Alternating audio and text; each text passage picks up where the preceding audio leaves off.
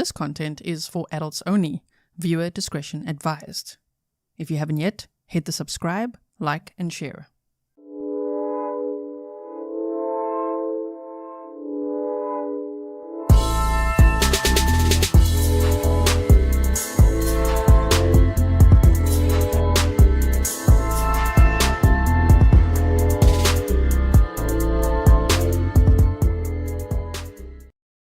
Hello everyone and welcome back to another live stream with me, Grizzly. This is Grizzly True Crime, and today we're going to be talking about the Sean P. Diddy Combs case. The case against him. He was arrested a week ago officially. My goodness, this is a rabbit hole and a half, and I see you guys like to, you pretty much like to push me into rabbit holes. So I've received so many emails, oh my goodness, asking me to cover this, so of course I will.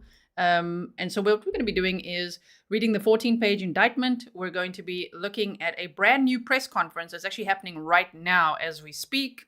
That is based on a new lawsuit, okay? And then we're also going to be looking at the previous press conference as well. So let us lay a good foundation for this case, okay? Because from here, hopefully I can update you as we go along as I continue to deep dive this case, which is a lot, okay? Of course, it comes with a trigger warning. We already, actually, if you were a subscriber of my second channel, which now no longer exists, okay, you might remember I covered the case of Cassie Ventura when she came forward suing P. Diddy for domestic violence and all of that, right? And we looked at that video that CNN released. So we talked about it there. We haven't spoken about it here yet, but yeah, I've always been keeping an eye on this one because I think it's one of those that shows not only can this happen to anyone, okay, it's terrifying, it's sad, it's also sad to see what people do with all the money and power that they get, but there's so many victims that are probably going to come forward. There's already one after the other, more and more coming forward that feel, you know, confident now that they safely can because the man is behind bars, right? And so if you've ever been through domestic violence or sexual abuse or things like that, not only will this topic perhaps be triggering to you, so be mindful of that, but also, yeah, you would understand the fear of actually coming forward because P. Diddy sounds like a really terrible coercive controller. So that would be the big banner and then just everything else under it, right? So I don't know who else might be arrested. I don't know how many more victims will come forward. Of course, when he does go on trial, then it will be a federal trial in New York. So it won't be live streamed. We won't be seeing that, right? Melissa loves true crime. My goodness, happy Grizzlyversary. You've been a member for 1 year today. Thank you so much. You said I went from lurking the first 4 months to joining the chat with the best true crime community. Thanks, Grizzly, for everything you do. Thank you so much. Welcome to all my moderators. Thank you so much for everything you do. Welcome to all my patrons, members, subscribers, all the new people in chat, anyone that's here for the first time today. Welcome to you as well. If you don't know anything about me, I am South African. I live in Switzerland with my husband who's Swiss, so it makes sense that we live here, right? And what we like here is documents. We love to read documents. We like map time. We like deep dives, bullet points, you know, all of that. So if that's something for you, if you like that, then hopefully you'll stick around here with us, right? Oh my goodness, Stefan says, a coercive controller with money and power must be the worst nightmare because we see so many cases of coercive controllers, domestic abusers, sexual abusers, all of that, right? Stalkers, all the stuff. We've seen it, but like with this amount of money and power, can you imagine, Stefan? It must be so frightening, especially when your career is on the line with all the, the threats and things that are being alleged. We'll go over that. Kelly Barger says, Lordy, someone help me out. This crazy hole between P. Diddy and Sturt. I know, right? That's why I say you guys like to, I see. You like to put me in rabbit holes. It's like, my goodness, like all the requests for this. I'm like, really? We're going to dive into this one?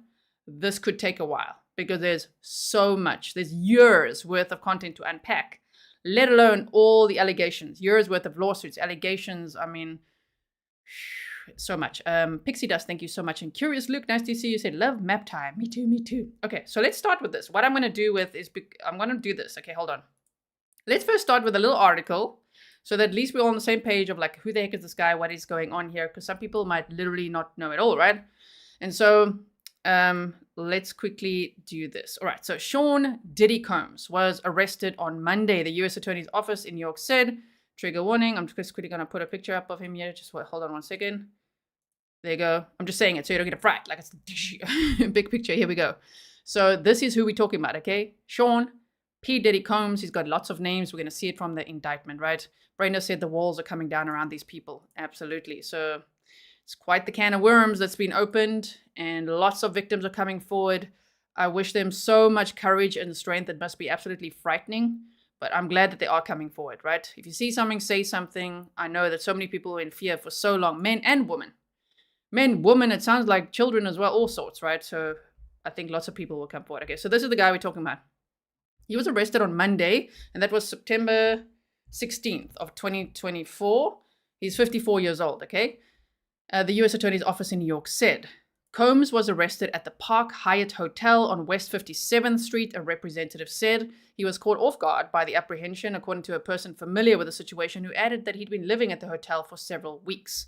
But yet I saw that he had checked in apparently. My goodness, I've got so many notes now again. I think he checked in on like September 5th is what they said.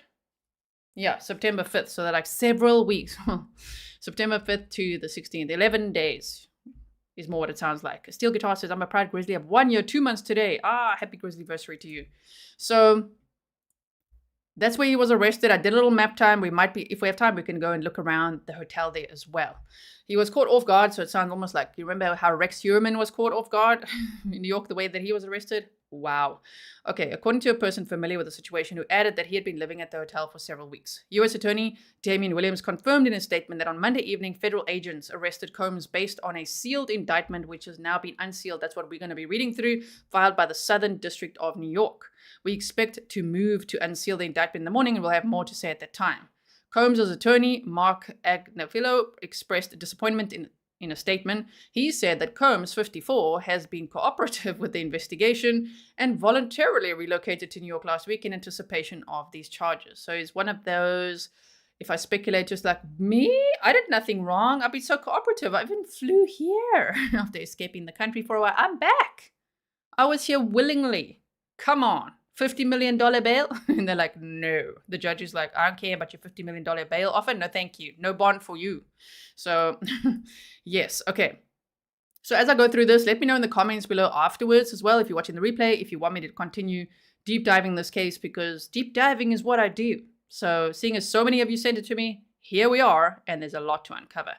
So they said that he's been cooperative and voluntarily relocated. Sean Diddy Combs is a music icon, a self-made entrepreneur, a loving family man, and proven philanthropist who has spent the last 30 years building an empire, adoring his children, and working to uplift the Black community, the statement said.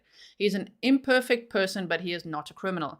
I think the prosecution and law enforcement, I think they think otherwise. He's a very good man.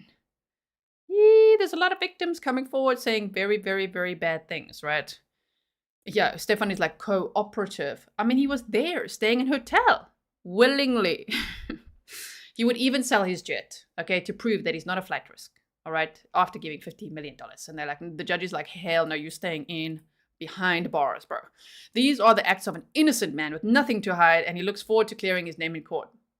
That's what he said also about the Cassie Ventura allegations until the video came out, and everyone's like, oh, crap. And by the way, he's deleted all his Instagram posts. So if you wanted to re-look at, because I wanted to re-look at the Cassie Ventura apology video that he made, right? When he said it was one of the worst moments of his life, darkest times, you know, classic Darvo that these DV aggressor types do, right? Deny, attack, reverse victim offender. He's the good guy. He's the victim. It was the worst time in his life, he says. Even though on the video, one could see him hitting Cassie and pulling her by her hair and chasing her through a hotel, on the floor, like through the hallway. I mean, it was terrifying. I'm not going to show it again now, because when I did show it before, which was on my second channel, then yeah, that got taken down swiftly by YouTube. YouTube was like, this is not okay. I'm like, sorry. Anyway, so it would be helpful, even though triggering, sometimes to just be able to talk about these things a little more freely. But as we know, YouTube is PG-13 and we've got to play by the rules. So it was not immediately clear on what charges Combs, the rapper turned music mogul, was arrested. We will know now. Combs has faced a wave of lawsuits, one as recent as last week. And guess what? One as recent as today. That's why there's a new press conference today. A whole nother lawsuit, okay? And so accusing him of SA and misconduct since November, when former girlfriend Cassandra Ventura sued him in federal court, accusing him of years of physical and sexual abuse. I think she was so incredibly brave to come forward the way she did. I think it's great that that video was finally released because P. Diddy had apparently paid security and all that to not release that. So, you know, I think that really got the ball rolling, even though there were lots of allegations all along the way for years. And lots of it sounds like bribery based on the indictment to be like, you don't tell anyone what you know, okay? About these freak-off parties. Right. Small Fry said, yes, we need a deep dive. Love your content. Oh, thank you so much. So Ventura, who is best known by her stage name, Cassie, was once signed to Combs' Bad Boy record label. The two settled her lawsuit a day after it was filed without disclosing the terms of the settlement. An attorney for Combs said the settlement was not an acknowledgement of wrongdoing. He previously denied the allegations. Sure. Okay, since then, a number of others have sued, including Dawn Richard, who alleged that he groped and threatened her when he employed her from 2005 to 2012, and that she witnessed him brutally beat Ventura. Combs has vehemently denied the accusations in the lawsuit, saying that they were sickening allegations from people looking for a quick payday. Don't they all say that? You know what I mean? I know he's innocent or proven guilty. These are all allegations. I totally understand that. But I'm like, wow, there's a couple of patterns here that we've seen, right? From cases like this. Big cases that finally crack wide open. And it's like, oh, crap. Like, you know, it's a can of worms. It's like the allegations are so severe. If he is convicted, he is facing, I think what I read was a minimum of 15 years in prison, but up to LWOP, life without parole. So he could spend the rest of his life in prison. And he's not sitting in a very nice facility right now. It's the Brooklyn Metropolitan Detention Center. It's a federal administrative detention facility, and they say the conditions are pretty bad and that there's a lot of violence in there as well. So I don't know. I wonder, people are wondering if he'll survive that, you know.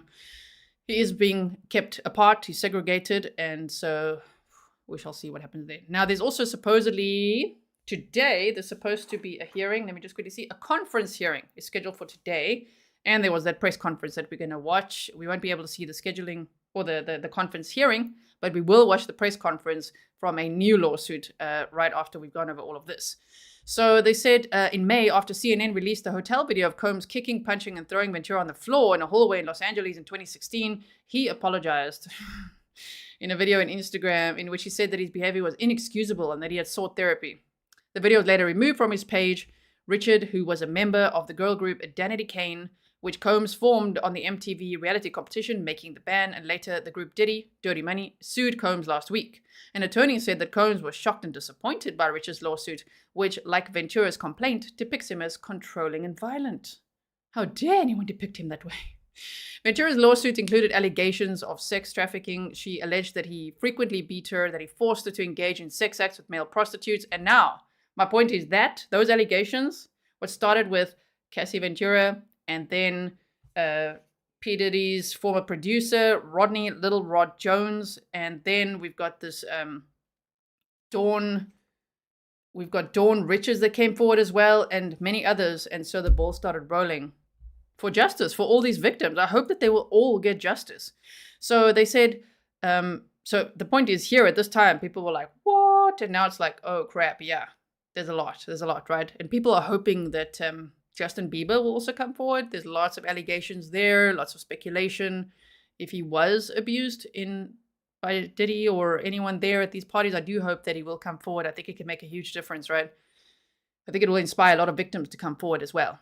So she alleged that he did all these things in these drug-fueled encounters Combs referred to as freak-offs, and sometimes recorded without anyone's consent.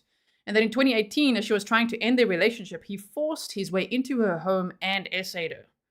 Richard said in her suit that she attended drug-fueled parties where guests were required to surrender their phones. She also said she witnessed what she believed were inebriated underage girls being sexually violated by Combs and his guests. I think girls and boys. You know, they're saying a lot, even in indictment, about women and others, but there's a lot of male victims as well, which I'm understanding from everything I'm reading. So I think it's important to also highlight that there, of course, are also male victims of sexual assault, of domestic violence, and a case like this can also help men who have been victims of these types of crimes come forward in their own cases, right? Okay, so then let's have a look here quickly. So they said in March, federal investigators searched Combs' homes in Miami and Los Angeles. I'm sure you guys saw some of that. We didn't cover it here, but I kept my eye on that as well. Like, what is going on there? So, wow, now we find out months later what was going on there.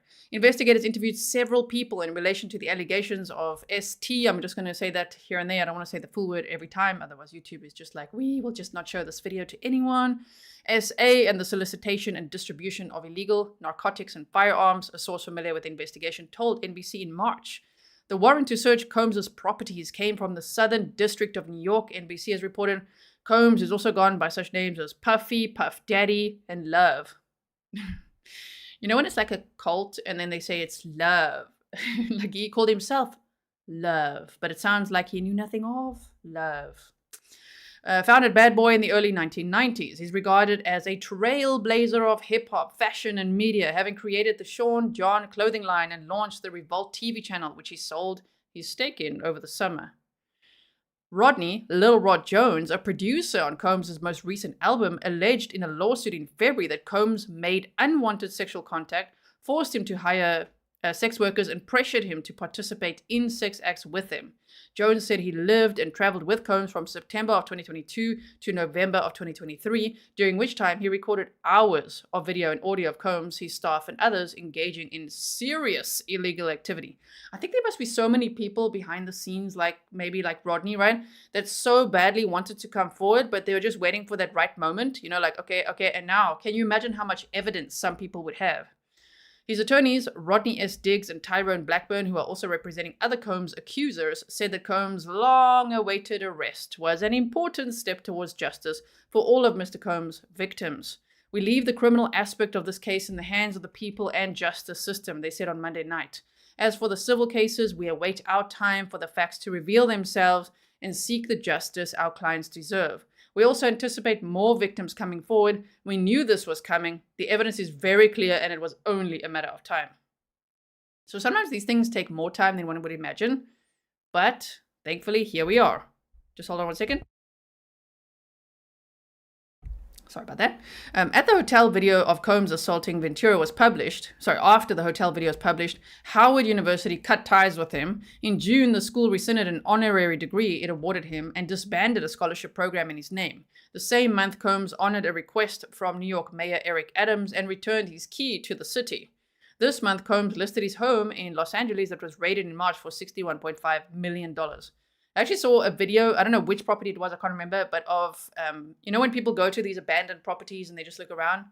Yeah, they'd gone in there and just shown everything inside. It's just actually quite sad to see such beautiful homes just left so abandoned, and then to think of all the crimes that allegedly happened in there. It's devastating to see, right? Okay, so now what I'm going to do is, we have a lot to work through, as I say. We're going to now go over this unsealed indictment. If you've seen it elsewhere, I'm so sorry. Come back in a little bit then if you don't want to hear me read it, because we're going to watch the new press conference. I'll tell you all about the new lawsuits and everything like that. And then we're also going to watch the previous press conference, okay? So let's go to the top here so that we are all caught up. And here at Grizzly True Crime, we love documents, okay? So thank you to everyone who's also sent me this.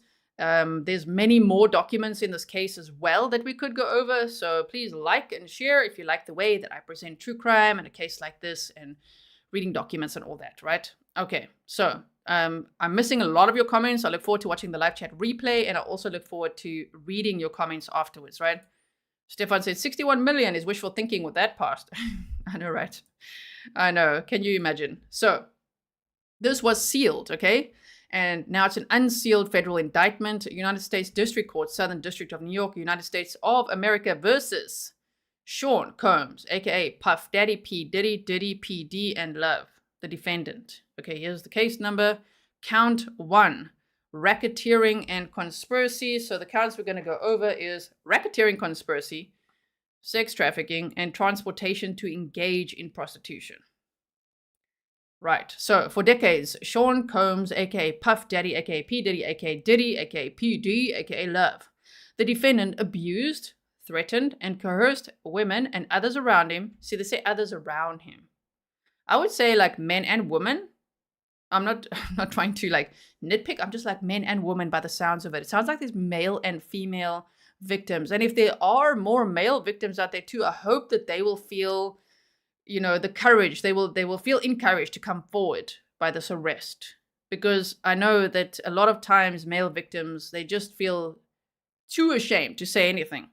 But it's important as well for this case, especially to get justice for all victims, right? Melissa Loves True Crime says, and now he should be known as Cuff Daddy. Yes. Oh my goodness. So they say he abused, threatened, and coerced women and others around him to fulfill his sexual desires, protect his reputation, and conceal his conduct. To do so, Combs relied on the employees, resources, and influence of the multifaceted business empire that he led and controlled, creating a criminal enterprise whose members and associates engaged in and attempted to engage in, among other crimes, sex trafficking, forced labor, kidnapping, arson, bribery, and obstruction of justice. Can you imagine how many other crimes are connected to just those titles, right? Rich Q says, please cover this case. Thank you. Love the charts, and all you do. The channel? Thank you so much. Okay, so, wow. Sean Combs, I'm not going to read his name out every time, all the names, okay? We know we're talking about, right? Okay. The defendant operated his business, headquartered at various times in Manhattan and Los Angeles under a variety of United States-based corporate entities, including Bad Boy Entertainment, Combs Enterprises, and Combs Global, collectively the Combs Business. Corporate entities in the Combs business included, among other things, record labels, a recording studio, an apparel line, an alcoholic spirits business, a marketing agency, and a television network and media company. I like how 50 Cent has tried to speak out about this, for quite some time, snarking, saying things, him and Eminem, I believe. So there's rumors now that 50 Cent's been preparing like a Netflix documentary, and the minute that Sean Combs was arrested, he's like, okay, let's sell this to Netflix. Here we go. We've got the documentary ready. So let's see if that does happen, right? They say at all times relevant to this indictment, Sean Combs, the defendant, engaged in a persistent and pervasive pattern of abuse toward women and other individuals. This abuse was at times verbal, emotional, physical, and sexual. As part of his pattern of abuse, Combs manipulated women to participate in highly orchestrated performances of sexual activity with male commercial sex workers. At times, Combs and others acting at his direction made arrangements for women and commercial sex workers to fly to Combs' location. Combs ensured participation from the women, among other things, obtaining and distributing narcotics to them, controlling their careers, leveraging his financial support, and threatening to cut off the same, and using intimidation and violence. Now, I've seen some people, on social media be like, well, they wanted it. They accepted this because of the money, or because, he promised them better careers and things like that. But I don't think that that's what they expected. Otherwise, no one would sign up for that. If you think, wow, this is a person who's going to help me network, who's going to help grow my career, and it's so exciting, and I'm going to fly out there, and then you get very hectically abused, that is horrendous. Okay, I know it happens worldwide, and it's important to highlight cases like this. For example, there's horror stories of like OnlyFans models and people from overseas, wanting to say, I'll fly you out, you come over here and stay in the best hotel ever, and they leave there thankful to be alive after being so hectically abused, right?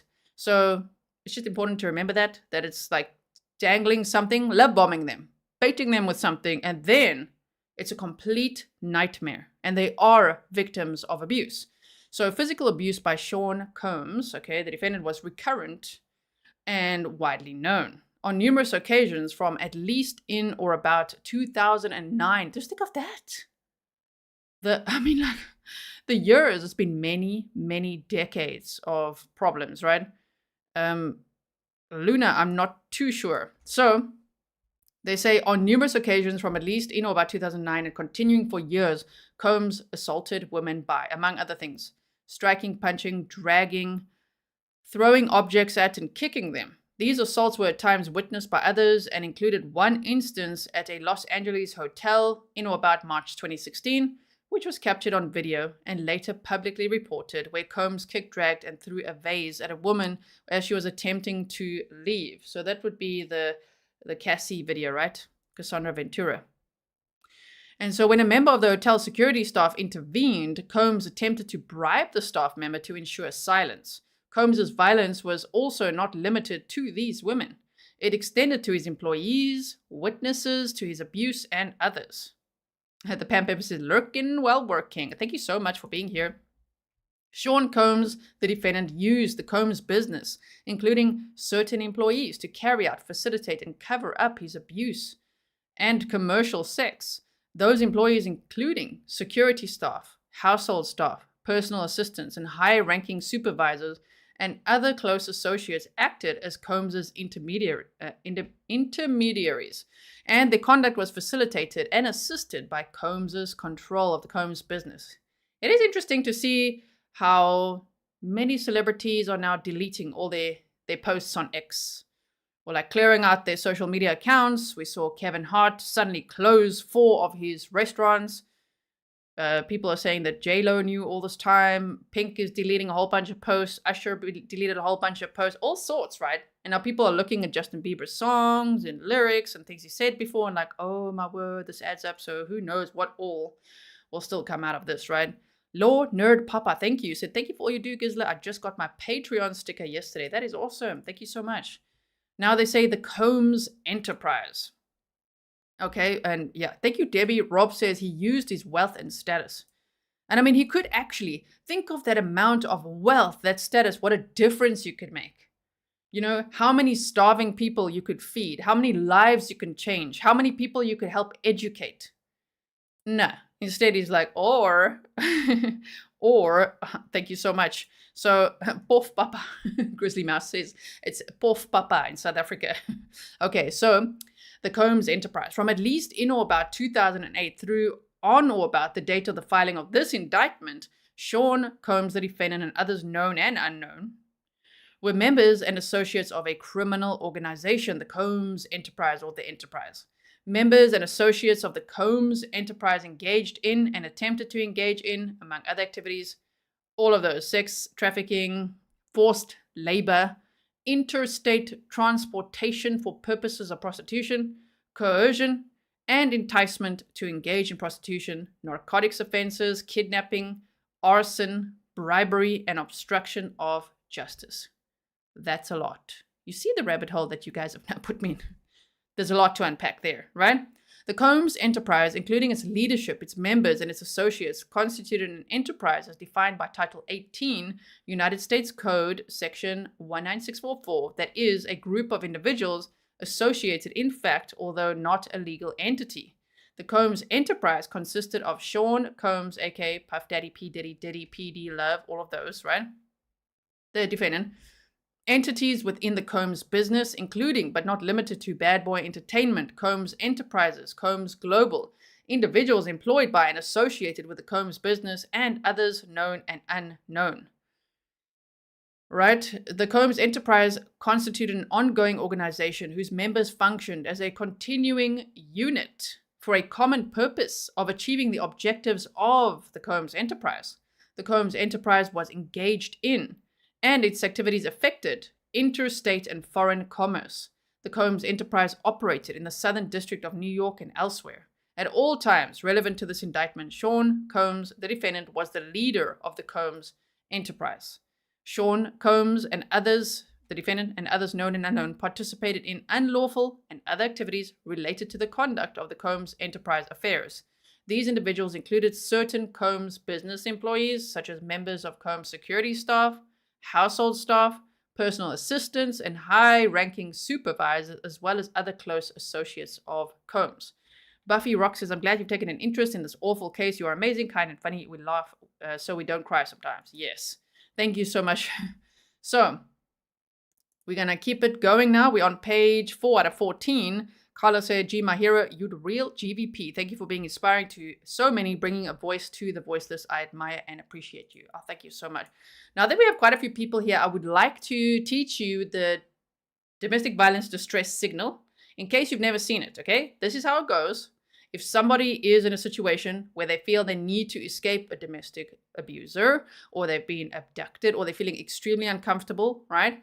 And you see them do this, okay? That's how it looks. So you could do it with either hand. It's just the thumb like this and over. That's the DV distress signal, all right? What you got to do is call the police. In some circumstances, it's helpful to buy yourself and them some time by intervening and saying, hey, I haven't seen you for such a long time. Like, how are you, right? If you could see, it's like, okay, so you might see them just kind of do it like that. They might be looking at you in that, but it's very important to teach everyone that, because the last thing we want is for someone to be brave enough to look around, do that, and for people to not know what that is, right? So I always teach that when we're discussing cases like this involving domestic violence and sexual assault and all this abuse, right? Okay. Adam Bluefire is like, G goes down a big matrix rabbit hole. This is a big one, yeah. Carrie, welcome. So Sean Combs, the defendant, and others known and unknown. Did we read that? Hold on. And high ranking, yeah. So the purposes of the Combs enterprise. The purposes of the Combs enterprise included the following: operating a global business in the media, entertainment, and lifestyle industries, including, among other things, record labels, a recording studio, an apparel line, an alcoholic spirits business, a marketing agency, and a television network and media company. That's a lot of businesses. That's a lot of income that was generated. And it was not used, it sounds like, for any good purpose. Hey. So, preserving, protecting, promoting, and enhancing the power, reputation, and brand of Sean Combs, the defendant, as a musician, entrepreneur, and figure in the entertainment industry. I mean, he's also accused of being the one to pay for Tupac Shakur to be taken out. Wow, there's a lot, okay? So, thank you, Rochelle. You said Grizzly was the first to show the DV signal on YouTube way back when with a Petito case, I believe. Opened my eyes and the eyes of so many. Thank you, G. Thank you so much. Now, enriching, it was also, they're talking about the purposes of this enterprise, right? Enriching members and associates of the enterprise, including its leader, Combs, and in particular those who demonstrated loyalty to Combs and willingness to conceal his crimes. Preserving, protecting, promoting, and enhancing the power of the Combs enterprise, including the power of its leader, Combs, through violence, use of firearms, threats of violence, coercion, and verbal, emotional, physical, and sexual abuse. Fulfilling the personal desires of Combs, particularly those related to his sexual gratification, including through the exploitation of women and the use of commercial sex workers. Enabling Combs and other members and associates of the Combs enterprise to engage in unlawful acts of violence, including sexual violence, sex trafficking, forced labor, interstate transportation for purposes of prostitution, coercion, and enticement to engage in prostitution, narcotics distribution, and other crimes, and concealing the commission of such acts. Securing absolute loyalty from members of the Combs enterprise, including through acts of violence and threats. Protecting the Combs enterprise and its members and associates, including Combs, from detection by prosecution by law enforcement authorities through acts of intimidation, manipulation, bribery, and threats of retaliation against individuals who witness the crimes committed by members and associates of the enterprise. So if anyone's ever experienced a coercive controller, it's absolutely frightening. So can you imagine one with this much money and power, as we said earlier, with this much influence, with so many people also willingly, well, afraid of him, clearly, but working with him to protect whatever he's got going on there, right? Wow, okay. Rose said P. Diddy did some good through his business so he could hide that he was abusing men and women. Yeah, I know that he was like all up there with the Me Too movement, showing face as if he's like on the side of all the victims. Well, things have taken a turn since then, right? Okay. Angela said there have been several who spoke out. Kat, Jaguar, Wendy Williams, etc. Yes. Many have spoken out. Jaguar Wright, Kat Williams, and Wendy Williams as well. So I'm very proud of everyone that has already spoken out, and I hope that more people will, right? Okay, so now here they say, let me just see, did I read that? Yes. Means and methods of the enterprise. Among the means and methods by which Sean Combs, the defendant, and other members and associates of the Combs enterprise conducted and participated in the conduct of the affairs of the Combs enterprise included the following. Combs and other members and associates of the Combs enterprise wielded the power and prestige of Combs's role at the Combs business to intimidate, threaten, and lure females into Combs's orbit. See, and that's the thing. Once you get into the orbit of a guy like this, that must be very, very scary to try to get out of that, right? Really frightening, because imagine the threats. If, they also filming you without consent, well, terrible things are happening to you. The things they can hold over you, the intimidation, oh my word. So they say, wielded the power and prestige of the role, right, to intimidate, threaten, and lure female victims into Combs's orbit, often under the pretense of a romantic relationship. Combs then used force, threats of force, and coercion to cause victims to engage in extended sex acts with male commercial sex workers that Combs referred to as, among other things, freak-offs. I will again highlight, I think there's also many male victims. Freak-offs were elaborate and produced sex performances, premeditated, allegedly, that Combs arranged, directed, masturbated during, and often electronically recorded. It's like trophies almost, right? In arranging these freak-offs, Combs, with the assistance of members and associates of the Combs enterprise, transported and caused to be transported commercial sex workers across state lines and internationally. Freak-offs occurred. This name, freak-offs. This guy, he's like, freak-offs. We're gonna party. Like, oh no, and it sounds so horrible already. Freak-offs just sounds like, wait, what? But to think of what it actually turned out to be, the nightmare, the horror. Oh, wow.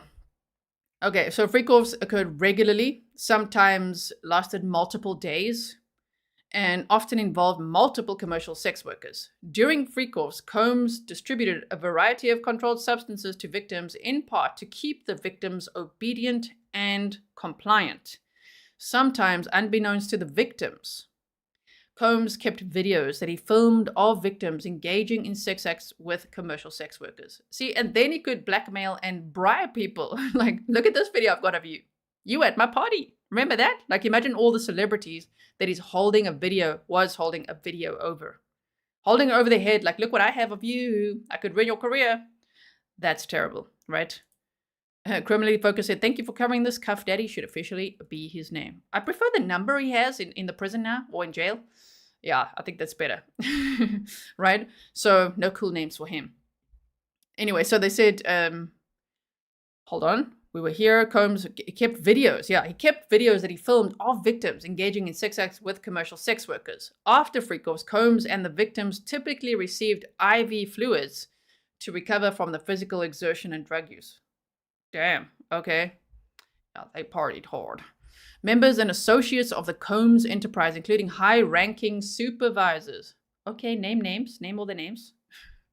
Security staff, household staff, personal assistants, and other Combs business employees facilitated the freak-offs by, among other things, booking hotel rooms for the freak-offs, stocking the hotel rooms in advance with the required freak-off supplies, including controlled substances, baby oil. They found like 1,000 bottles of baby oil. Now, I saw one speculation that said the baby oil, they used to cover the floor with baby oil so that any victims who wanted to run away would slip and fall and couldn't get away. That's very scary if that's what it is. But I just saw that's a speculation on social media, so I'm not too sure. Our minds don't really want to go to what all this was for, right? Baby oil, lubricant, extra linens, and lighting, like stage lighting to film all of this as well, right? Cleaning the hotel rooms after the freak-offs to try to mitigate room damage, arranging for travel for the victims, commercial sex workers, and Combs to and from the freak-offs, resupplying Combs with requested suppliers, delivering large sums of cash to Combs to pay the commercial sex workers, and scheduling the delivery of IV fluids. In or about March of 2024, during searches of Combs' residences in Miami, Florida, and Los Angeles, California, law enforcement seized various freak-off supplies, including narcotics and more than 1,000 bottles of baby oil and lubricant. 1,000 bottles of baby oil. Damn, like, what? Oh my goodness. Kathy Nolan said he's had others take the fall for him over 2 decades. Now he will do the prison time. Maybe it'll give him time to reflect. Yeah, I think he's going to have a lot of time to reflect now, right? Okay, so Combs subjected victims to physical, emotional, and verbal abuse to cause the victims to engage in freak-offs. So it's like by intimidation, coercion, right? Combs maintained control over his victims through, among other things, physical violence, promises of career opportunities, granting and threatening to withhold financial support, and by other coercive means, including tracking their whereabouts. Stalker style, oh my word, this guy, wow. Tracking their whereabouts, dictating the victim's appearance, monitoring their medical records, controlling their housing, and supplying them with controlled substances. During and separate from freak-offs, Combs, among other things, hit, kicked, threw objects at, dragged the victims at times by their hair. These assaults often resulted in injuries that took days or weeks to heal.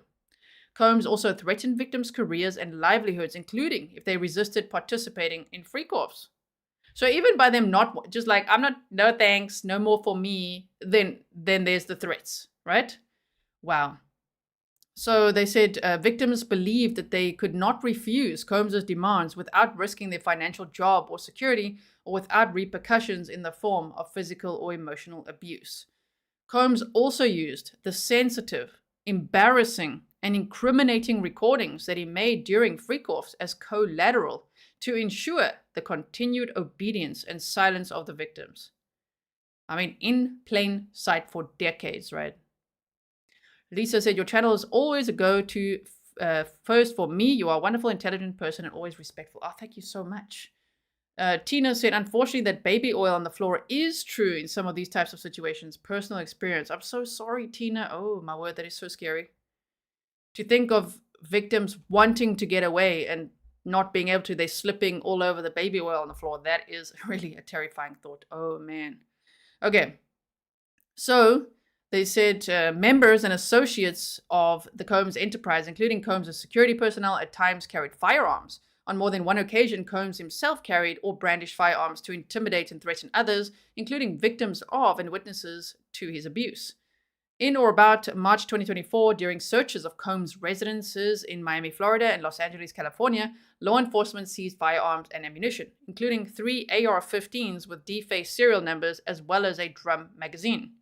Members and associates of the Combs enterprise enabled Combs' control over victims by following his directions regarding financial payments to victims, advancing or suppressing the victim's career opportunities, and acquiring the controlled substances that Combs used to keep the victims compliant. See, they say that they enabled him. I'm sure as well, many of them out of fear. But it's so sad to think the influence that this guy had and how scary he really was, right? So they said members and associates of the Combs enterprise at times witnessed Combs' violence towards the victims or the victims' injuries caused by Combs without intervening. If you see something, say something. But I know in this case, it was extremely scary. Now, intervening, so they said instead, members and associates of the Combs enterprise helped conceal the violence and abuse by, among other things, assisting Combs in monitoring and preventing victims from leaving locations such as hotels or Combs' residences. These occasions included instances in which a victim was required to remain in hiding, sometimes for several days at a time, to recover from injuries that Combs inflicted without being publicly observed. Members and associates of the Combs enterprise also assisted Combs in locating and contacting victims who attempted to flee his abuse. I mean, we've studied so many DV cases here at Grizzly True Crime, and it's so incredibly scary to just think about what those victims have been through and gone through. I know there's many survivors here too. Can you imagine on this scale as well, and so many people helping him and, being forced to recover there on his property to just like not ruin his reputation and business. It's the power that he's had over these people. It's been years in plain sight, but hiding. You know what I mean? So I'm so proud of everybody who's come forward so far, and I hope many more will. Kelly said, yeah, this is giving cult vibes. I mean, cults generally have coercive controllers as the leader. So, cults have similar vibes indeed. So, when employees, witnesses to his abuse, or others threaten Combs' authority or reputation, Combs and members and associates of the enterprise engaged in acts of violence, threats of financial and reputational harm, and verbal abuse. These acts of violence included kidnapping and arson. In addition, on multiple occasions, Combs threw both objects and people, as well as hit, dragged, choked, and shoved others. When Combs' authority or reputation was threatened by the possibility of negative publicity or legal or law enforcement action against him, including in or about late 2023, following public allegations of Combs' crimes, Combs and members and associates of the enterprise pressured witnesses and victims, including through attempted bribery, to stay silent and not report what they experienced or knew to law enforcement. On phone calls, Combs and other members and associates of the enterprise, among other things, provided these victims and witnesses with a false narrative of events. So, let me gaslight you. This is what really happened. So they actually provide them, the witnesses and the victims, with a false narrative of events in an effort to conceal Combs' crimes. Combs caused these calls to be recorded on at least 2 occasions. The racketeering conspiracy. From at least in or about 2008 through on or about the date of the filing of this indictment in the Southern District of New York and elsewhere, Sean Combs, the defendant, and others known and unknown, being persons employed by and associated with the Combs enterprise, described in paragraphs 6 through 12 of this indictment, an enterprise engaged in and the activities of which affected interstate and foreign commerce, knowingly combined, conspired, confederated, and agreed together and with each other to violate the racketeering laws of the United States, to wit, Title 18, lots of codes there, legal codes and all that, right? So Monica says, gee, you should really look up the lyrics. No, I know it well. I followed it for a long time. I hope that he will come forward as well. I lost myself at a Diddy party, I know. So I feel terrible if Justin Bieber experienced what we all think he may have. I hope he comes forward with that, right?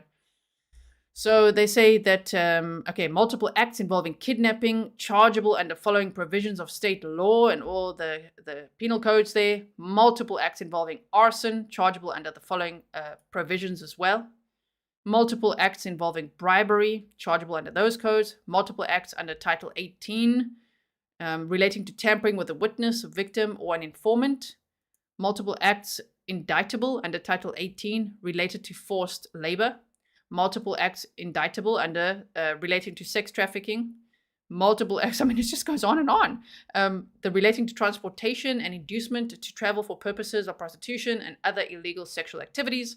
And multiple offenses involving the possession with intent to distribute or distribution of narcotics and controlled substances, including all of those I'm not going to say on YouTube. All these substances that you see here.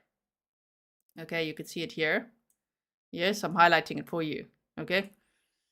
And this as well. Wow. So many of them. And even ketamine and all of that. Lots of strong substances there. It was part of the conspiracy that Sean Combs, the defendant, agreed that a conspirator would commit at least 2 acts of racketeering activity in the conduct of the affairs of the Combs enterprise. We're on page 11 out of 14. We're almost there. Then we're going to switch to the press conference. I'll also tell you about the latest news and all of that. Notice of special sentencing factor. From at least in or about 2009, up to and including in or about 2018, in the Southern District of New York and elsewhere, as part of his agreement to conduct and participate in the conduct of the affairs of the Combs enterprise through a pattern of racketeering activity, Sean Combs, the defendant, agreed to, in and affecting interstate and foreign commerce, knowingly recruit, entice, harbor, transport, provide, obtain, advertise, maintain, patronize, and solicit by any means a person knowing and in reckless disregard of the fact that means of force, threats of force, fraud, and coercion, as described in Title 18, United States Code, all of that, and any combination of such means, would be used to cause the person to engage in a commercial sex act in violation of Title 18. L. Dot says, I want the list of game over names. Yes. Now, count 2 is sex trafficking by force, fraud, or coercion. They say victim 1. The grand jury further charges from at least in or about 2009 up to and including in or about 2018 in the Southern District of New York and elsewhere, Sean Combs, the defendant, in and affecting interstate and foreign commerce, knowingly recruited, enticed, and all those same words that we just read, okay, solicited by any means a person knowing and in reckless disregard of the fact that means of force, threats of force, fraud, coercion, as described in Title 18, and any combination of such means, which would be used to cause the person to engage in commercial sex act, and attempted, aided, and abetted, and willfully caused the same, to wit, Combs recruited, enticed, harbored, transported, and maintained a person, victim 1, and attempted, aided, and abetted, and willfully caused victim 1 to engage in commercial sex acts, knowing and in reckless disregard of the fact that victim 1 was engaging in commercial sex acts as a result of force, fraud, and coercion. My goodness. Count 3. Can you believe we're still reading this? They're long charges, and this is just one document. This is this unsealed indictment. There's so many other documents and separate lawsuits and things, and I think there's going to be so many more. So they said that the grand jury further charges from at least in or about 2009 up to including in or about 2024 in the Southern District of New York and elsewhere. Sean Combs, the defendant, knowingly transported an individual in interstate and foreign commerce with the intent of all of that we've just read. Okay, so that wording is the same. And so with the intent that they engage in prostitution, and then forfeiture allegations as a result of committing the offense alleged in count 1 of this indictment, Sean Combs, the defendant, shall forfeit to the United States, pursuant to Title 18, United States Code, Section 1963, any and all interests the defendant acquired or maintained in violation of Title 18, United States Code, all of these sections, right? Any and all interests in, securities of, claims against, property or contractual rights of any kind affording a source of influence over the enterprise named and described herein, which the defendant established, operated, controlled, conducted, and participated in the conduct of in violation of Title 18, U.S. Code, Section 1962, and any and all property constituting and derived from proceeds obtained directly, indirectly, said offense, included but not limited to a sum of money in United States currency representing the amount of proceeds traceable to the commission of said offense. Like, I think he's going to lose everything now. Of course, everything, right? We're on page 13 and 14. We're almost there. As a result of committing the offense in count 2 of this indictment, Sean Combs, all of those names, right? The defendant shall forfeit to the United States pretty much everything. Everything that he acquired during all of these acts, right? As a result of committing the offense alleged in count 3 of this indictment, Sean Combs, the defendant, shall forfeit to the United States any and all property, real, personal, constituting, or derived from proceeds obtained directly, indirectly, all of that. They want all of that, right? So, and all property, real and personal, that constitutes or is derived from proceeds traceable to the commission of said offense, including but not limited to a sum of money in the United States currency, representing the amount of proceeds traceable to the commission of said offense.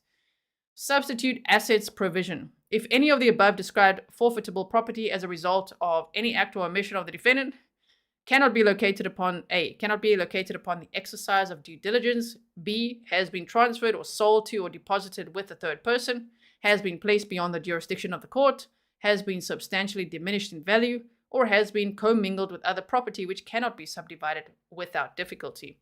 It's the intent of the United States, pursuant to Title 18, all of these codes, right, to seek forfeiture of any other property of the defendant up to the value of the above forfeitable property, and all of these. My goodness. So we've got all of that. Now have a look at this quickly. Hold on one second. This is now brand new from today. I saw this first on TMZ, so just hold on one second. Where they said Diddy sued you and your pal viciously SA'd, like RAPE'd me, right? Is what they say. Recorded sexual abuse. So there's a picture of Diddy again.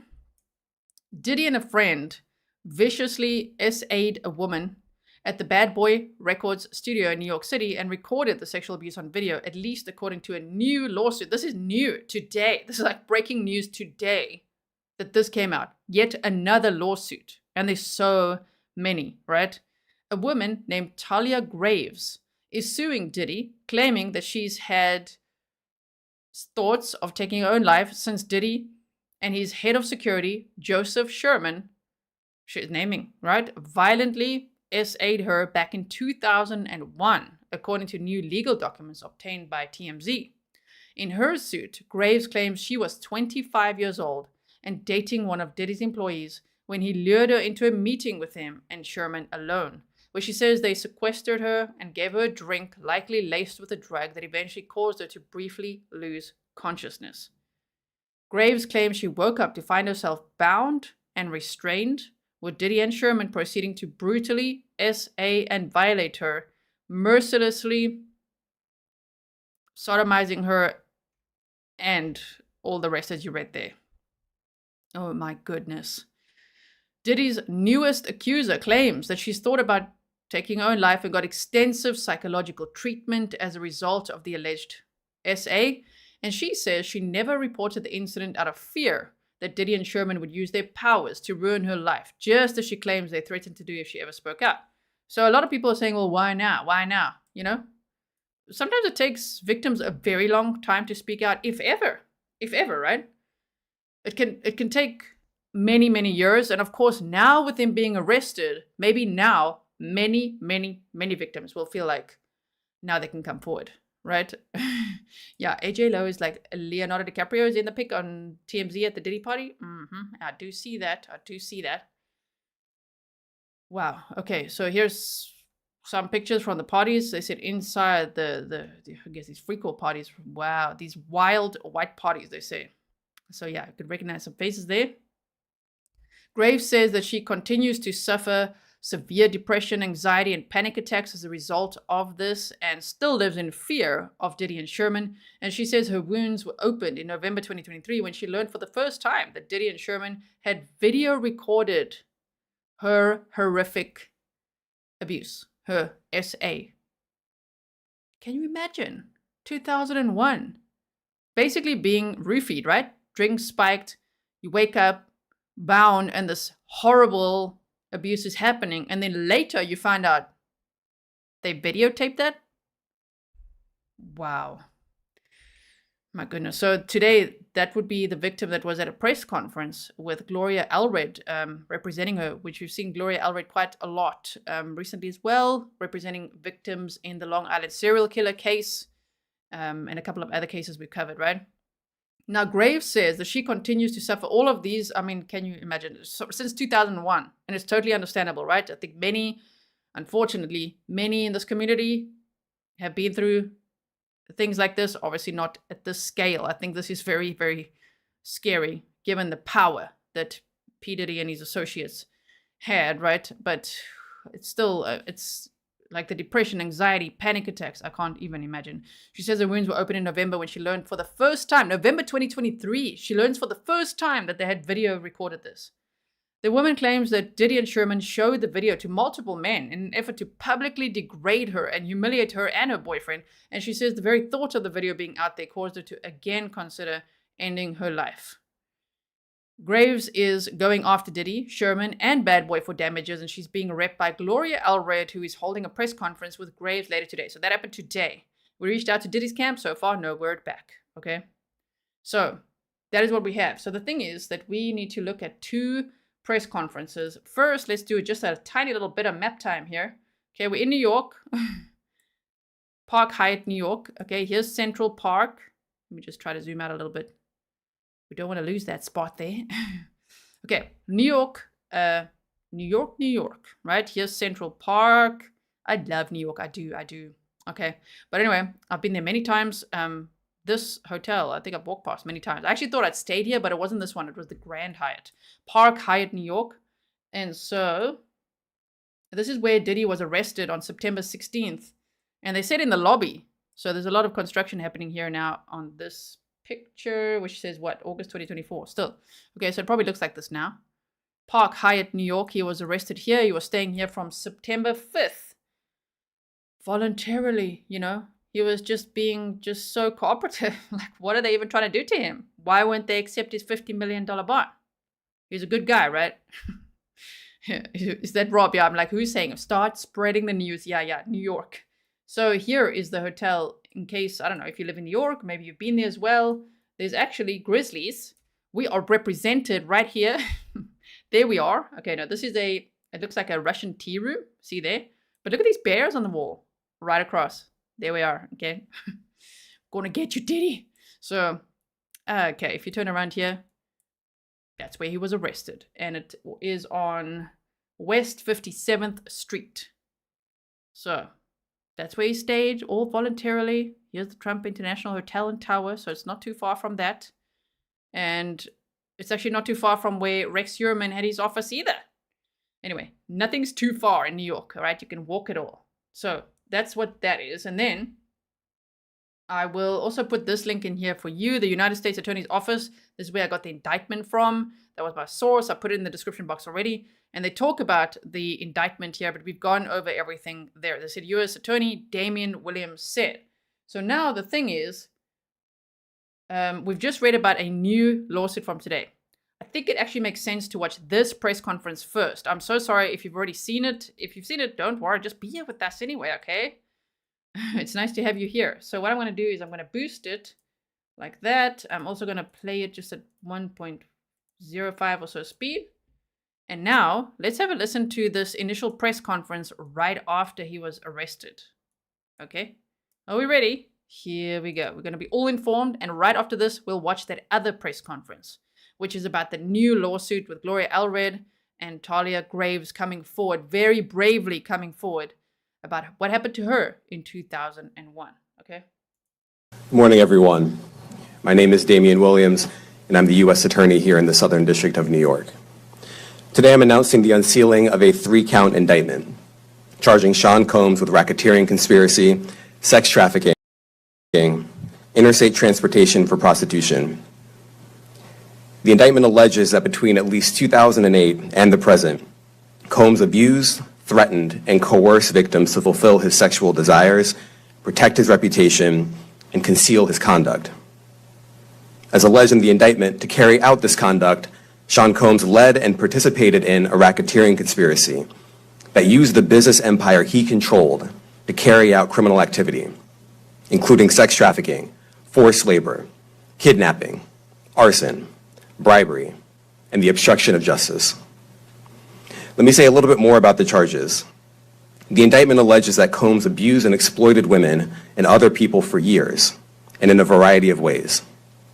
As alleged, Combs used force, threats of force, and coercion to cause victims to engage in extended sexual performances with male commercial sex workers, some of whom he transported or caused to be transported over state lines.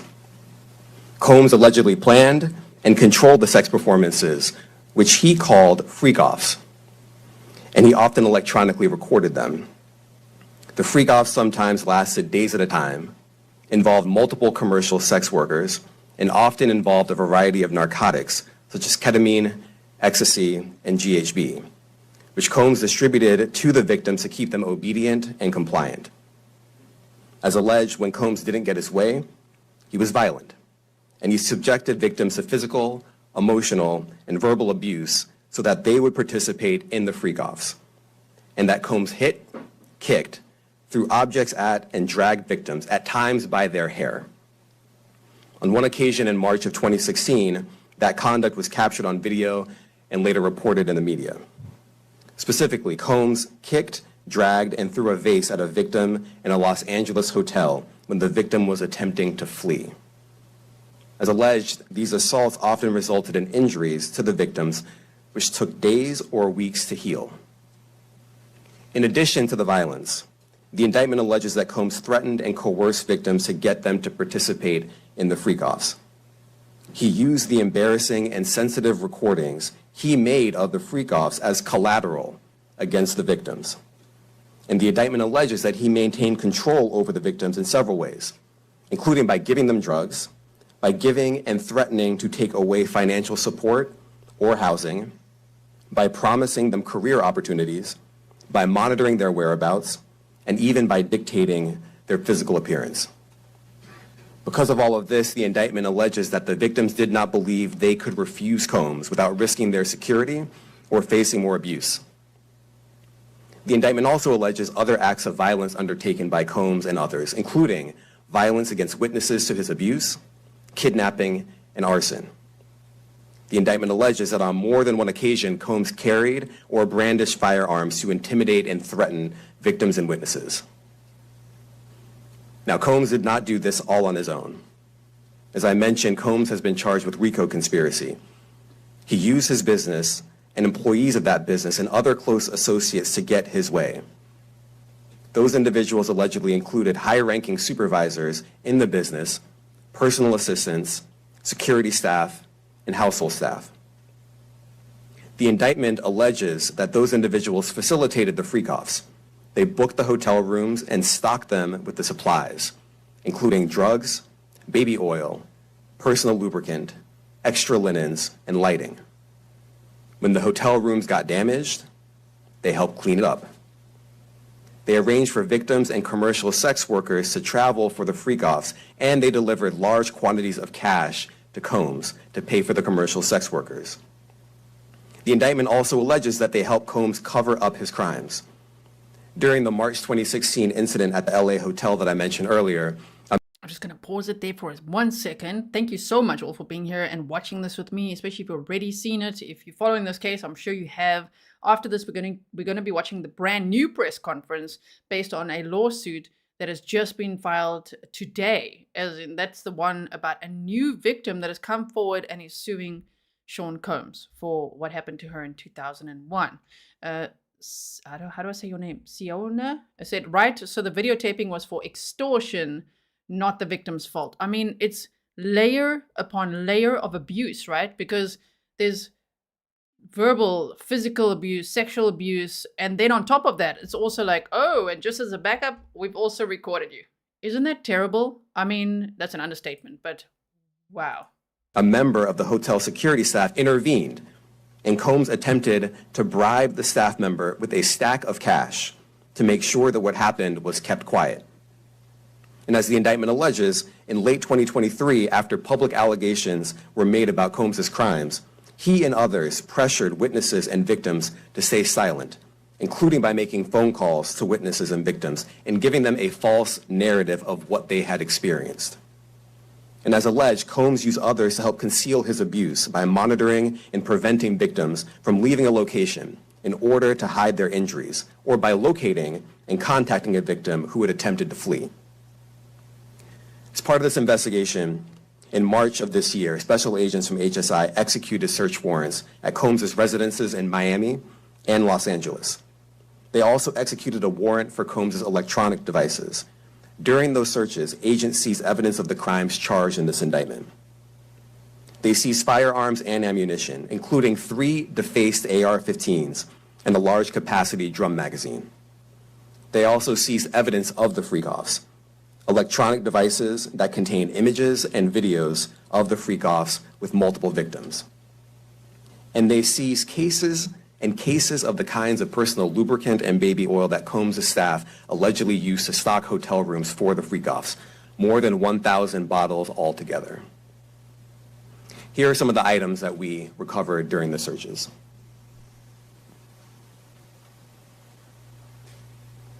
As you can see here, this is a drum magazine, large capacity, and it contains, I believe, 59 rounds. I mentioned as well, we recovered 3 AR-15s. This is a close-up shot of one of the AR-15s, and you can see right here, the serial number has been thoroughly defaced. Another picture of more ammunition and parts of 2 AR-15s right there. Now, I want to be clear about 2 things. First, this office is determined to investigate and prosecute anyone who engages in sex trafficking, no matter how powerful or wealthy or famous you may be. No one should doubt our commitment on that. A year ago, Sean Combs stood in Times Square and was handed a key to New York City. Today, he's been indicted and will face justice in the Southern District of New York. Second, we are not done. This investigation is ongoing, and I encourage anyone with information about this case to come forward and to do it quickly. Anyone with information can call 1-877-4-HSI-TIP. I want to express my deep appreciation for the victims and witnesses who have used their voices and helped bring this criminal conduct to light. We would not be here without them. I also want to thank the dedicated case agents on the HSI Trafficking in Person Squad in New York, They have been with us since day one and have worked tirelessly on this investigation. They will continue to be invaluable partners to us. I also want to thank the incredible agents and analysts from SCNY who have also provided tremendous assistance on this case. I'm deeply grateful for their continued work. And finally, I want to thank the outstanding career prosecutors from SCNY who are handling this case. Meredith Foster, Emily Johnson, Chrissy Slavic, Madison Smizer, and Mitzi Steiner, and their supervisors, Jamie Backleeper and Jacqueline Kelly. They are members of the Civil Rights Unit in our criminal division. We created the Civil Rights Unit when I became U.S. Attorney. I'm deeply proud of their work on this and so many other cases. I'll now take some questions. Eric Katursky, ABC. Thanks, Nick. Damian, thanks. The indictment describes aggressive, open, violent, hedonistic abuse that you say was recurrent and widely known. Why did it take law enforcement so long to intervene? How many women were victimized by Sean Combs, and how many others were involved? Look, our investigation is ongoing. We are committed to bringing justice to everyone who's been victimized by the defendant. I can't tell you why it took so long. I think the better focus is on the fact that we are here today. And we are committed to making sure that justice is done. Right? It doesn't really, I'm saying this in context. It doesn't matter how long it takes, as long as eventually, of course, it's like, whoa, imagine if he was just carrying on for the rest of his life, the way that he's been carrying on. Thankfully now he won't be able to hurt other people, right? Let's hope everyone that was associated with him and enabling him and all that also won't, and will also be held accountable.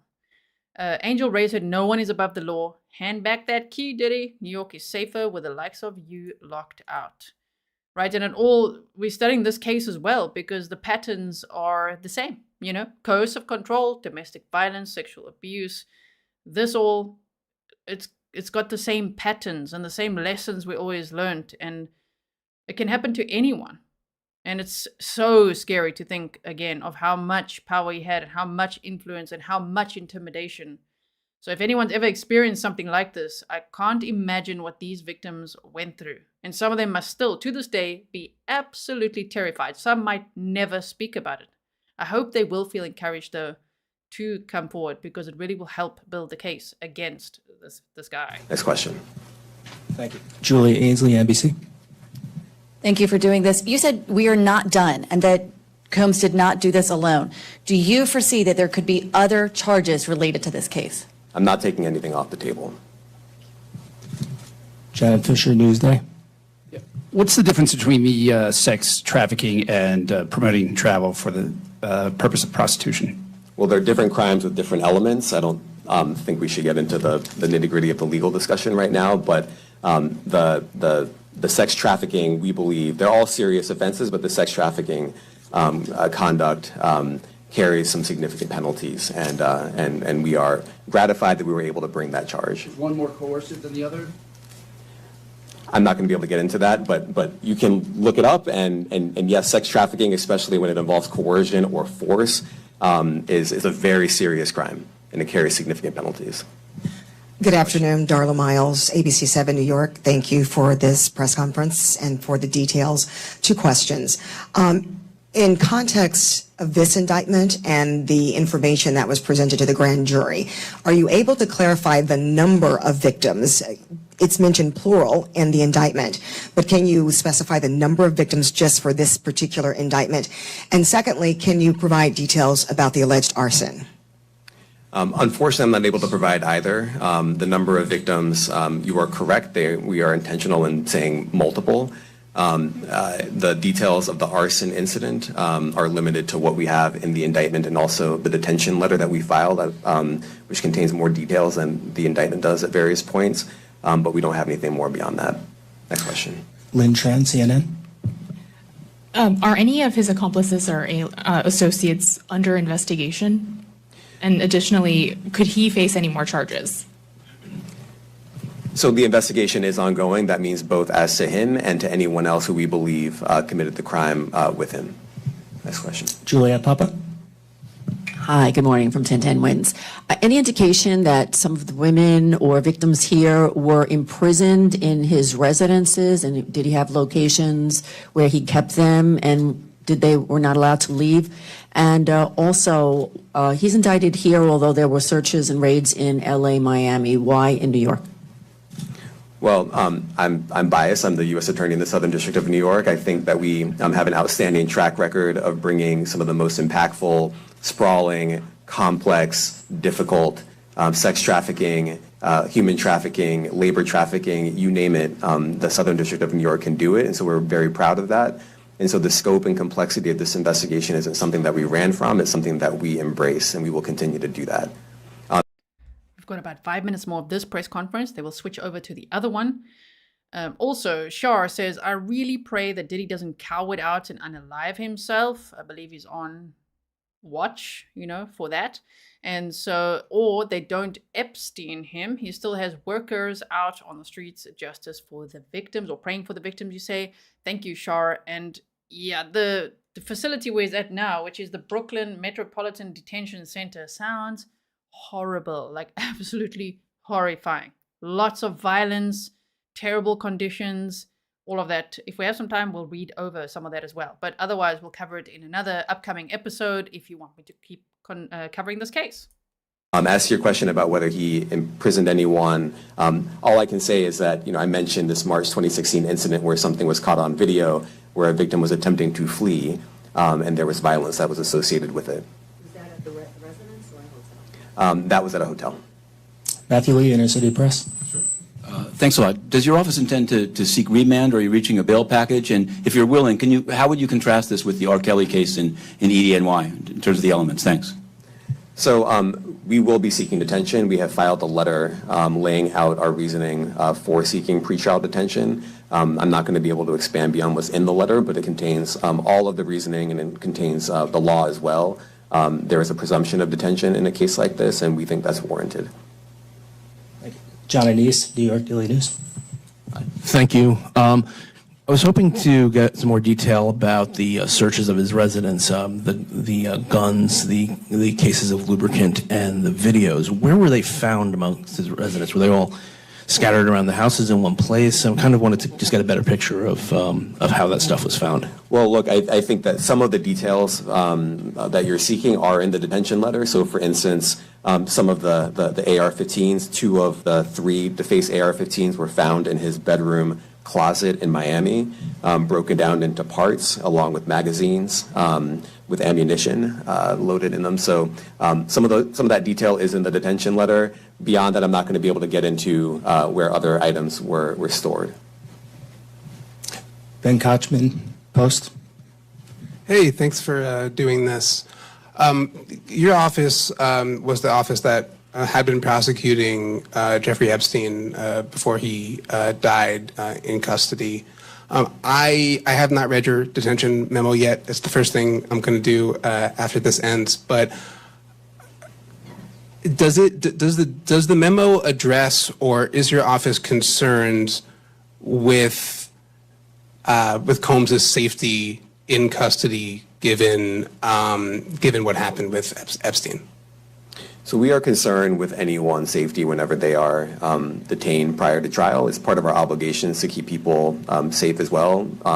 It's part of the criminal justice system. So, but I do not draw any sort of connection between Jeffrey Epstein's suicide and what may or may not happen to any other defendant while they are detained pretrial. And of course, the decision whether to detain the defendant will be up to a judge. Our position is that pretrial detention is warranted under the law and based on the facts of this case, and I'll leave it at that. Are some of the prosecutors on this case some of the same prosecutors that had been handling that, or that worked on the Maxwell case? So I'm not going to get into the staffing. I will say that this team, this group of AUSAs, this incredible group has been working on this case around the clock, and they've had their hands full. Next question. Gus Rosendale, NBC News. Good morning, sir. Combs' attorney said that his client has been cooperative with investigators. He said that this morning. I was wondering if you would have a reaction to that. Let me just say this. I think that generally and with increasing frequency, the word cooperative or cooperating has taken on tremendous elasticity, and it no longer really bears any relation to what the word means when we use it in a very specific context. So responding to lawful process and the like does not qualify as cooperation when we use that term here. He's like, he's got his own meaning for cooperation. Okay. So legal terms over here. Oh, wow. Mike Sisak, AP. Thanks.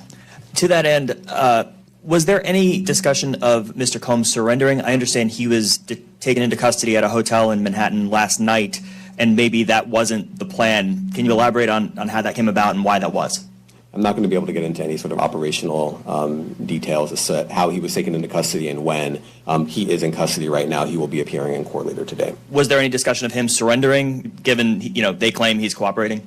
I'm not going to be able to get into law enforcement tactics or operations.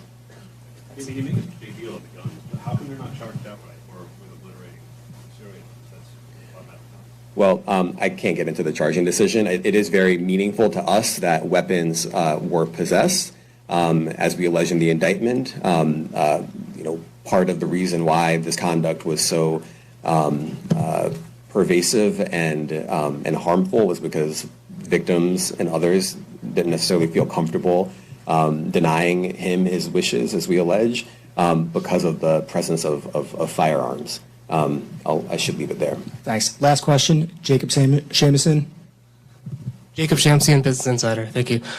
Given that he's the sole defendant in this case and that you allege he's part of a conspiracy that involves members of his companies, do you anticipate a superseding indictment that bring allegations against other members of his companies or other co-conspirators as well? I can't take anything off the table. Anything is possible. Our investigation is very active and ongoing. And I think a lot of you who cover this office know that when we say such things, that developments are certainly foreseeable, but I cannot predict them sitting here today. All right, thank you, everyone. Thank you. Don't give us a fright now, 11 Alive. Okay, so, wow. That was a lot, right? Oh my goodness. Now we're going to be looking at the other press conference. Pernille says, bravo to those coming forward and helping. Yes. So again, just quickly to remind everyone what this is about. This is news from today where they said that, sorry, there we go. Diddy sued. You and your pal viciously SA'd me, recorded the sexual abuse. So Diddy and a friend viciously essayed a woman at the Bad Boy Record Studio in New York City and recorded the essay on video, at least according to a new lawsuit. So now we're going to hear, this was a new press conference that just happened today, okay, where Gloria Allred is representing the victim, and the victim is actually coming forward and speaking out about her experience, where they say a woman named Talia Graves is suing Diddy, claiming that she's had thoughts of taking her own life since Diddy and his head of security, Joseph Sherman, violently essayed her back in 2001. And she only just found out at the end of 2023 that they actually recorded that as well, right? Charles, welcome. Melissa's reminding everyone this is federal. So yeah, we won't be seeing the trial. It's a federal case. It's in New York. We won't be able to watch the trial, unfortunately. But there's sure a lot to talk about in this case, right? So what we're going to do now is, let me just quickly get it for you. I might have to refresh this page. Hold on one second. Okay.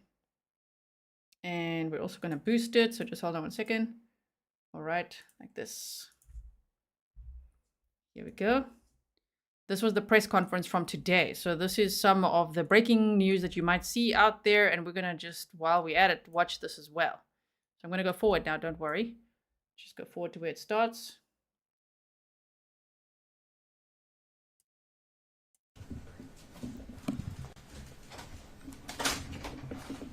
Okay, so there's Gloria Allred representing Talia Graves. So here's Gloria in the beautiful blue suit. I love it. And then the victim, Talia, on the right. Recording in progress.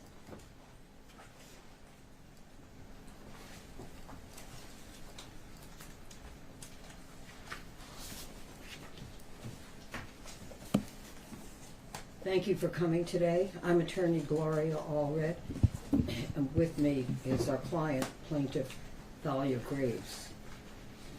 Today we filed a lawsuit in the United States District Court, Southern District. Let me just boost it a little more. Hold on 1 second. It's not boosted enough, so just give me a moment here. Okay. District of New York for our client, plaintiff Thalia Graves, who is given permission to use her name. The case number of the 26-page complaint is 1:24-CV-07-201. In her lawsuit, Thalia, through her attorneys, sues Sean Diddy Combs, also known as the defendant, and another individual and other entities. The complaint alleges in part in the first cause of action that defendant Combs and another defendant committed a, quote, violation of New York City Victims of Gender-Motivated Violence Protection Act by viciously and violently forcing sexual contact, oral sex, and sexual intercourse on the plaintiff, end quote. In addition, the complaint alleges in the second cause of action that defendant Combs and another defendant committed a violation of New York civil rights law, quote, section 52-B, end quote, by, quote, raping plaintiff and recording it. Defendants caused plaintiff to be depicted in a video image, unclothed and with intimate body parts exposed, and engaged in sexual conduct with another person, end quote. The lawsuit also alleges that, quote, defendant Combs and another defendant published and or disseminated the videos without plaintiff's knowledge or consent. On information and belief, defendants have continued to disseminate the video, including by selling it as pornography through the present, end quote. In our complaint, we ask that, quote, defendants should be ordered to account for and destroy all copies of the video that are in their actual or constructive possession, custody, or control, end quote. And that, quote, defendants should be temporarily and permanently enjoined from further disseminating or publishing any intimate videos of plaintiff, end quote. We also allege in the third cause of action that Combs and another defendant committed a violation of New York City Administrative Code, section 10-180, quote, recording and showing others the video of themselves violently raping the plaintiff. Okay, so I do have a trigger warning up. Kathleen's also reminding everyone, trigger warning, this can be very triggering for victims of sexual abuse or domestic violence, things like that. So please just be warned. It is upsetting content that they are, discussing here in this lawsuit. So just be mindful of that. Also, while I'm speaking now, somebody said, Jill Miller said, people have to remember not all of his parties would be the same. Yeah, I think he would have obviously like normal-ish parties in between with lots of celebrities and things like that. I mean, it would all be part of, I guess, the facade, if I can call it that. Like many normal things, cool parties, fun parties, and then there's these freak-offs, right? So, yeah, okay, let's keep going. And the defendants disclosed an intimate image of plaintiff without her consent, end quote. As a result of these and other allegations in our complaint, we request that judgment be entered against defendants as follows. Awarding compensatory damages for all physical injuries, emotional distress, psychological harm, anxiety, humiliation, physical and emotional pain and suffering, family and social disruption, and other harm in an amount to be determined at trial. Awarding punitive damages in an amount to be determined at trial. Awarding attorneys' fees and costs pursuant to any applicable statute or law, including under New York City Administrative Code, Section 10-1104, New York Civil Rights Law, Section 52-B2, New York City Administrative Code, Section 180 and any other applicable statute or law. We're also seeking additional relief that the court may deem just and proper. As a result of what is alleged in the lawsuit, Thalia alleges that she has suffered and continues to suffer, among other damages, emotional harm, including mental anguish, emotional distress, humiliation, and physical damage. In a few minutes, Thalia will speak to the impact and harm that she has suffered and continues to suffer. She will take this courageous step because she thinks that it is important that the public understand the impact that rape and other criminal acts have on those who have been victimized. Often victims do not speak publicly about the specific damages that criminal acts cause them. Some of the many reasons that victims do not speak out publicly about this include being ashamed or shamed for this. But we believe that victims should not be shamed, and instead those who committed the criminal acts against them should be ashamed. I love that, right? That was so powerful from Gloria Allred. The victim should not be ashamed. Those who committed these crimes should be ashamed. I'm so proud of Thalia for coming forward. I mean, she alleges that this happened to her in 2001. It's taken a long time for her to come forward, and she only found out at the end of 2023 that they actually have video. So imagine already experiencing shame and all of that goes along with being a victim of sexual abuse, but then on top of it, they're like, and we have video, and we're passing it around. That is just next level. I can't even imagine. And take responsibility for the harm that they have caused victims to suffer. We are very proud of Thalia for speaking out today in order to help victims of rape and other acts of sexual violence against them. In addition, we thank our co-counsel Marianne Wang, Heather Gregoria, and Jasly Liriano for their exceptional legal work on this complaint.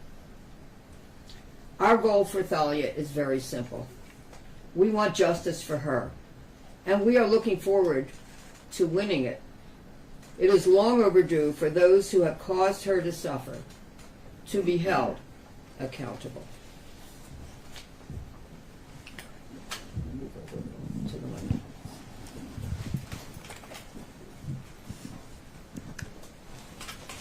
Okay, a little more. A shame. There you go. Thank you.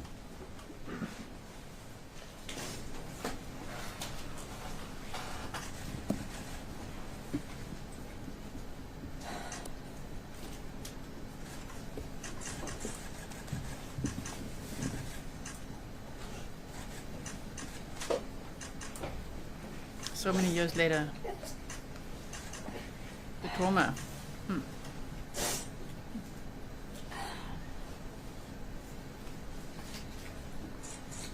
The internal pain after being sexually assaulted has been incredibly deep and hard to put into words. It goes beyond just physical harm caused by and during the assault.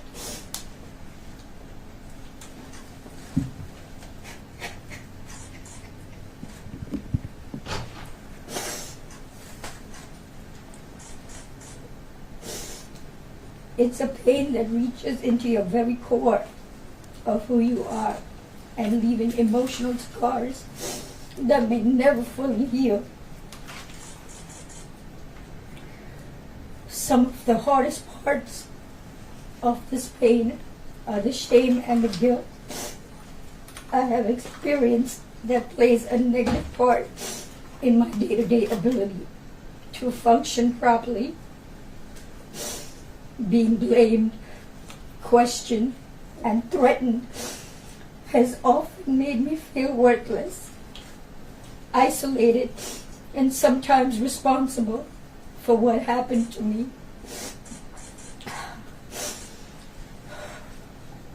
My family issues made the pain even worse. I was already going through a divorce at the time of the assault. and did not get the support that I needed. I was also faced with disbelief and judgment. This has put a strain on my selection of men and relationships. Where many relationships became aggressive and abusive, which has made me feel even more alone in my struggles.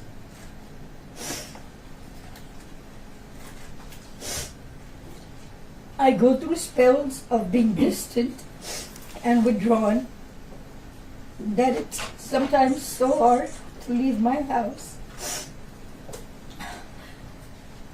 The trauma of the assault has taken a toll on my mental health.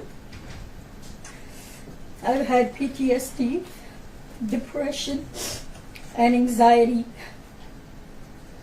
I'm emotionally scarred. It has been hard for me to trust others, to form healthy relationships, or even feel safe in my own skin.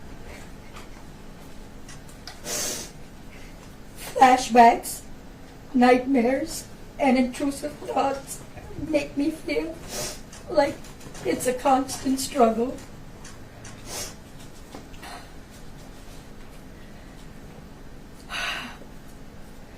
I also suffer with physical problems such as chronic pain, sexual discomfort. The violation I have experienced during the assault has had lasting effects on my body, causing ongoing health problems and complications. The combination of physical and emotional pain has created a cycle of suffering from which it is so hard to break free. I want to continue on this journey towards recovery and healing. I am glad that he is locked up, but that's a temporary feeling of relief.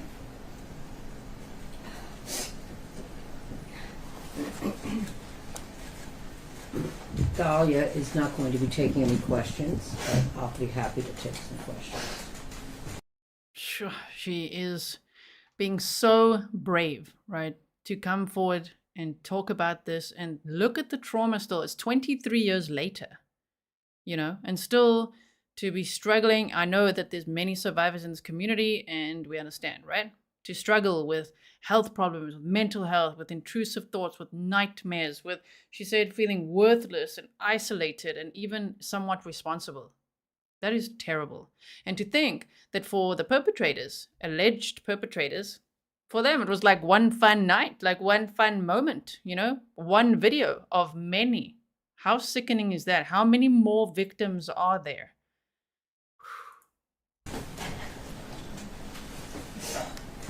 Laura, can you talk about the context of this assault? What, where, when, what occasion? Question is, can I speak about the context of this alleged assault? No. Gloria, can you just speak on, I know it's difficult for your client going through this, but what prompted her to come forward now?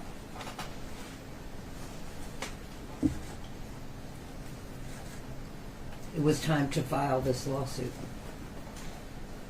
I always hate that question. I know they want to ask it, they need to ask it, the media, people in general, like, why now? Because the longer the time goes by, the less people believe one. But yet, as many in this community would have experienced, it doesn't matter if you say it the next day, you know, the same day, a month later, a year later, 6 months, oftentimes one is not believed. So to be like, why now? Well, if we read the room, because the perpetrator's been arrested, he's behind bars, there's some temporary comfort there. So now it's like, finally, I can say something, hoping to prompt others, I'm sure, to also feel like, okay, I can also come forward now. And there's a huge power in numbers, right? If lots of victims come forward and share their story and what happened to them, yeah, this case against Sean Combs and possibly others could get a lot stronger, right? So that there will be justice for all victims, right? Okay, so. Gloria, what do you know about the video that was allegedly recorded during the alleged violation? Question is, what do I know about the video that was recorded? Yeah, what do you know? Where is it now? Is it still? Where is the video? Yeah.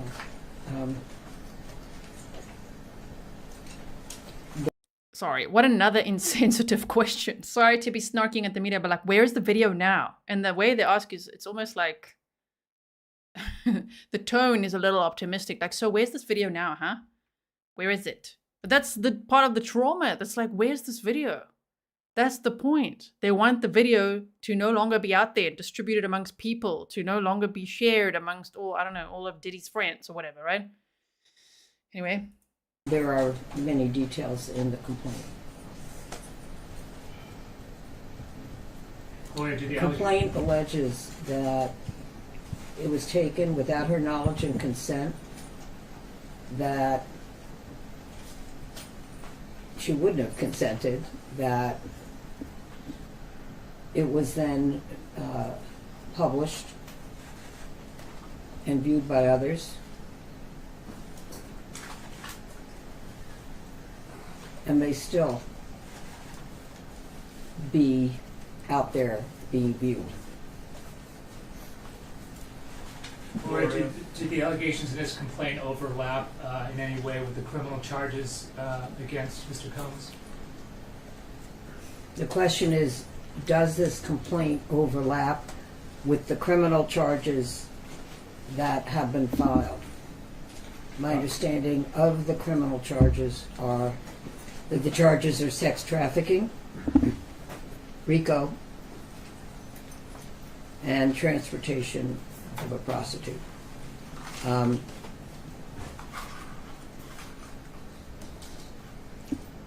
We are not alleging any of those criminal charges in our complaint.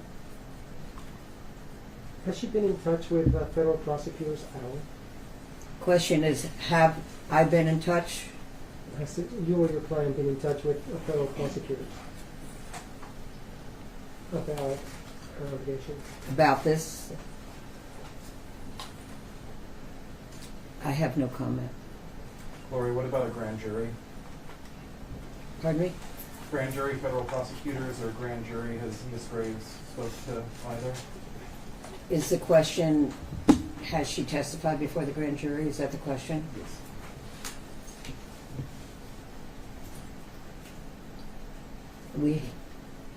Let's put it this way. I never comment on whether any of my clients have testified before the grand jury or will testify before the grand jury, since the grand jury is a secret proceeding. Gloria, this other defendant in the video, alleged defendant, is this a celebrity? Is the other defendant alleged to be in the video, and what was the remainder of your question? Is that person, that alleged defendant, is that person a celebrity? Is the person that has not been named by me a celebrity? Not as far as I know. Gloria, as disturbing as the video may be, have you yourself laid eyes on the video? Have I looked at the video? No. I have not viewed the video, nor do I wish to view the video, nor should anyone else view the video, with the exception of if law enforcement and a court believe that they should and are permitted to view a pornographic video as evidence in the case. If they have it, then that would be it. Lori. Oh, it's just another insensitive question. Like, so have you viewed the video? Did you see it? Huh?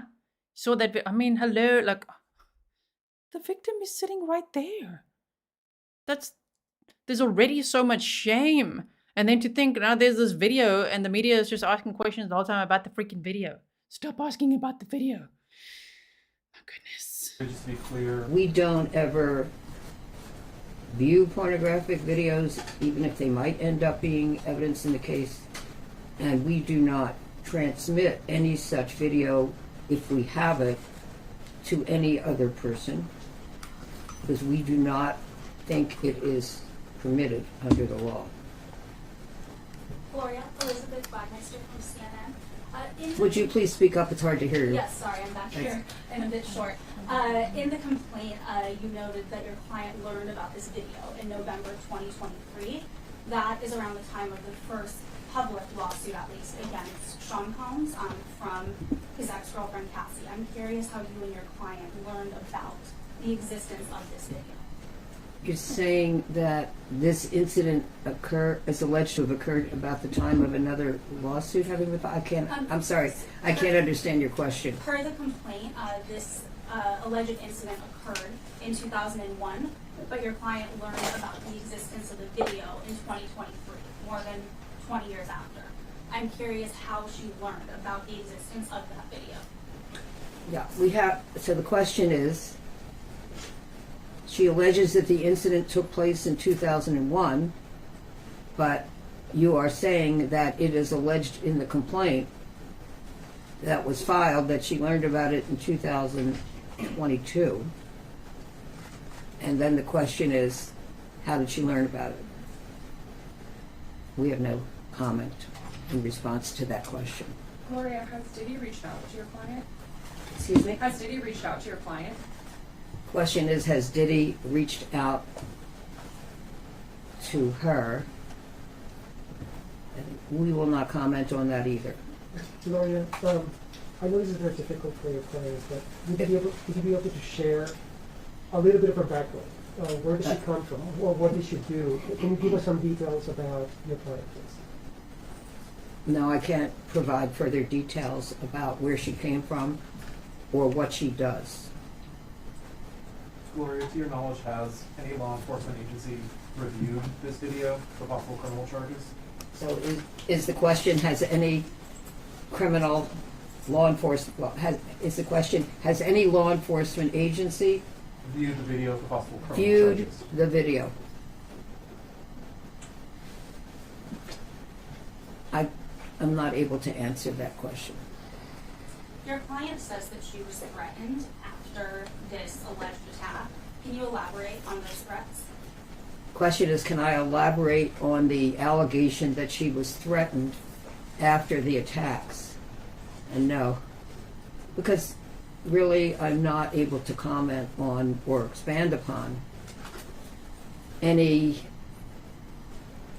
evidence or anything that might have evidentiary value. I think this is even more difficult than Thalia coming forward, by meaning like the media asking these insensitive questions. So how was she threatened? What? Like, this is just re-traumatizing her. It's re-victimizing her. There's no respect or regard for her right now. I understand that they're curious, they have questions. It's just done so insensitively. It drives me up the wall. I just want to give Thalia a huge hug. I hope she knows we believe her, right? Majority of us. I believe her. I mean, and to be like, how did he threaten you, hey? No matter what words she would say, I mean, it's not enough for people usually. And coercive control, for example, it could be pretty damn invisible. It could be perceived threat. It could be verbal threat. It could be physical threat. It could just be holding a gun. Be like, see this right here? I mean, it might not even sound, if you say it out loud, sometimes it doesn't sound very threatening to many people, right? If you're trying to explain. Oh my goodness. Okay, we've got still 38, 48, 14 or so minutes of this press conference. At this time. Gloria, there's an allegation in the lawsuit that the video was made available for sale. Can you elaborate on that? And does Mr. Combs... There's an allegation that the video was made available to whom? For sale? For purchase? Oh, that was made available for sale. That's new. There have been other accusers, other women who have said that they believe they were filmed and that the videos were shared, but I think this might be the first complaint allegation that the video was made available for sale somehow. I have not compared what we have alleged in the lawsuit to what others have previously alleged in their lawsuits. So I can't tell you whether this is the first that has alleged that this video was made available for sale or not. Would Mr. Combs be involved in that alleged sale? Yeah. There are no other details that we can provide So you in filed reference to the videos. So you filed it today, right? That was respect to that number. Yes, the lawsuit was filed this morning. And we have a case number, which I have provided, and we will pass around and provide my statement, which includes the case number. And this is part of the first page of the complaint. So you want to stand up and focus? Want to stand up? And there is a redaction on what we're showing you. So just to tell you. And to your right, please.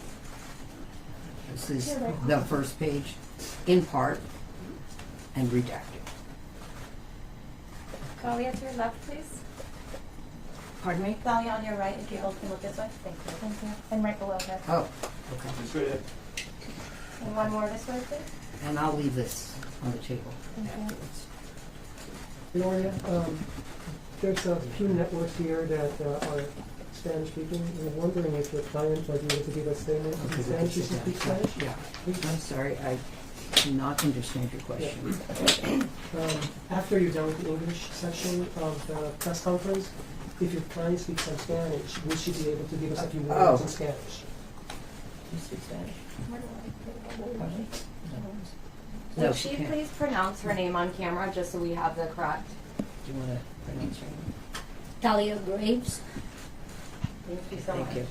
Miss Gloria, are you in contact with the person who told your client about the video described in the lawsuit? We cannot disclose who we're in contact with in order to have investigated this claim or any investigation that may ensue after this press conference.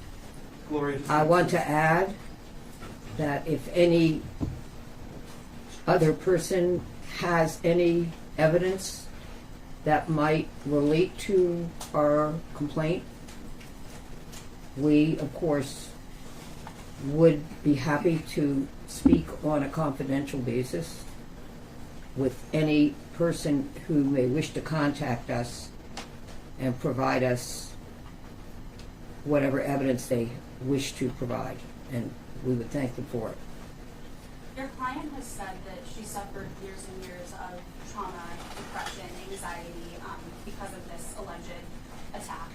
Did she come to you after the indictment last week?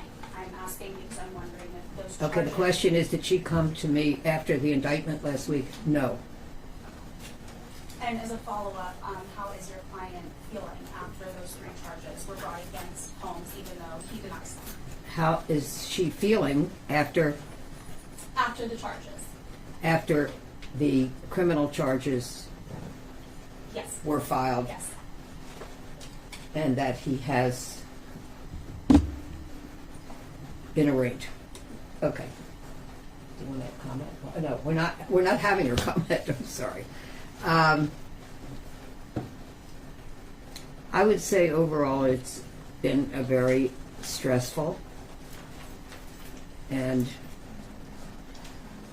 anxiety-producing experience, and she's lived with all of it for many years, and is reliving it now.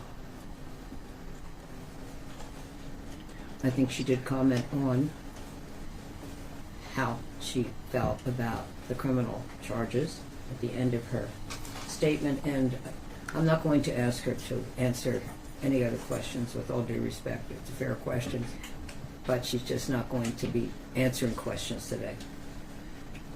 Gloria, can you tell us how your client came to meet Diddy? How she How can I tell you how my client met Diddy? met Diddy? I am not going to expand on those details at this press conference, but you know, any member of the public or press, you know, is of course permitted to see whatever is in the complaint that has been filed in the Southern District of New York. Gloria, has your client been in contact with any other victims? Has my client been in contact with any other victims? Or alleged victims?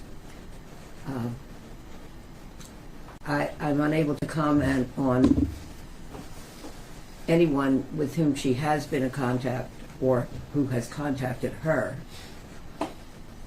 because those would be private conversations. So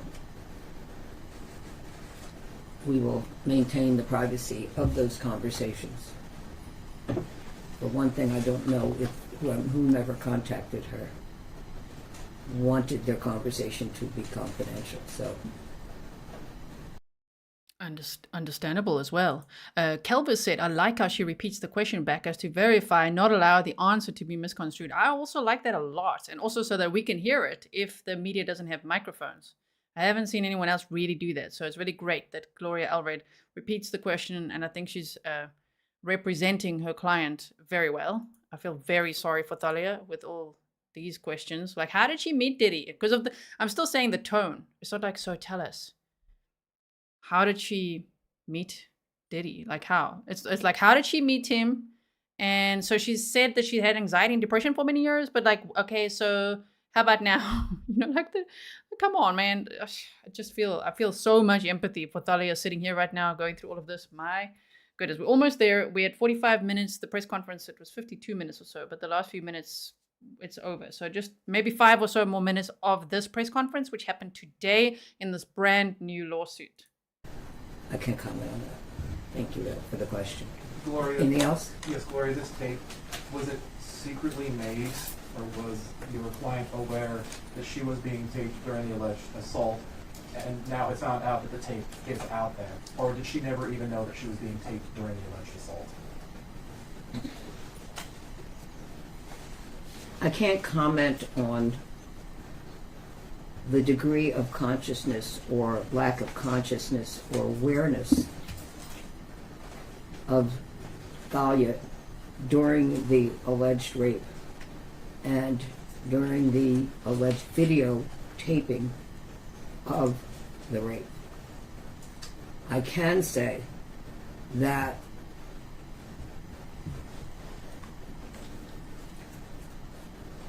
she would never have consented to the videotaping and did not consent and did not authorize the videotaping, in the same way that she alleges that she would never have consented to be victimized in the way that she alleges that she was.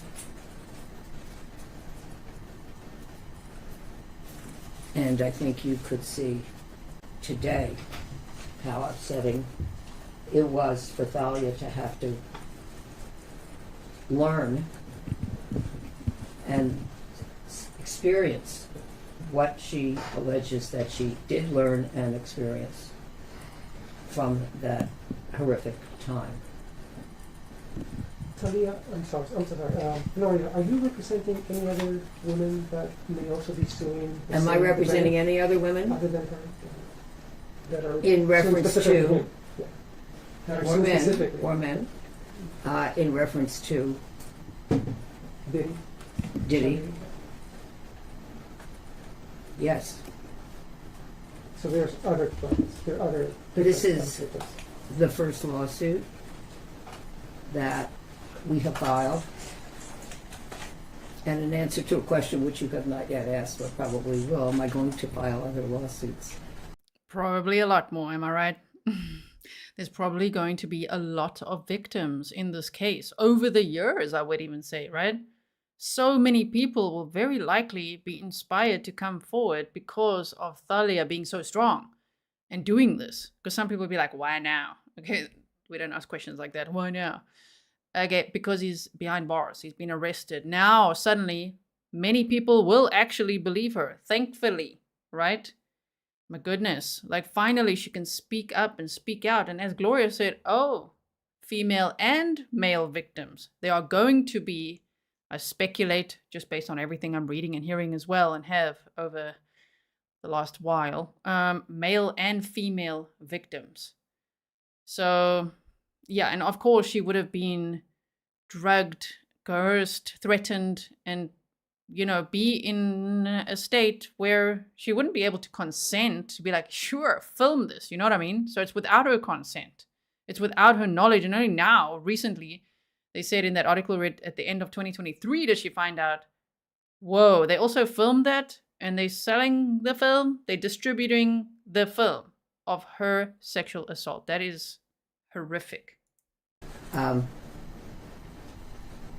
I just don't have any comment on that at this time. Any other questions? So I that will conclude. I didn't hear you when I asked if you would be able to comment in Spanish if she speaks in Spanish. No. The answer is no. She is not going to be doing any interviews in English, Spanish, or any other language. But does she speak Spanish? But thank you for asking. Does she speak Spanish? I don't know.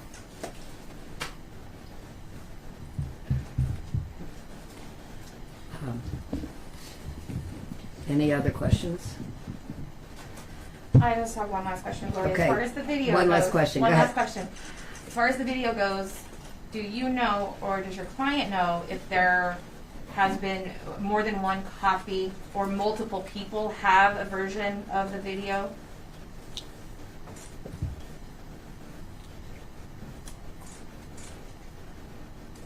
I'm not able to comment on whether we know if there is more than one copy of the video.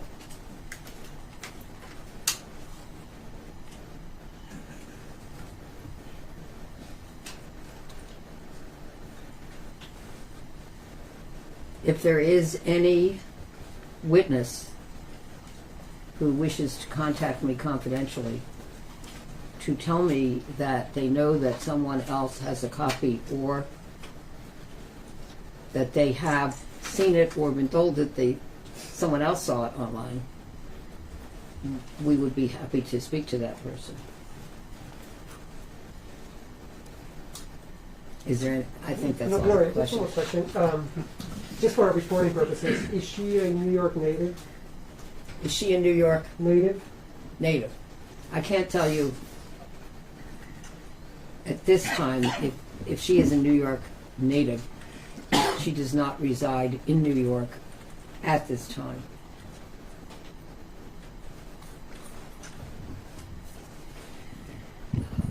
Okay, thank you so much for coming, and we're going to hand out copies of our statements.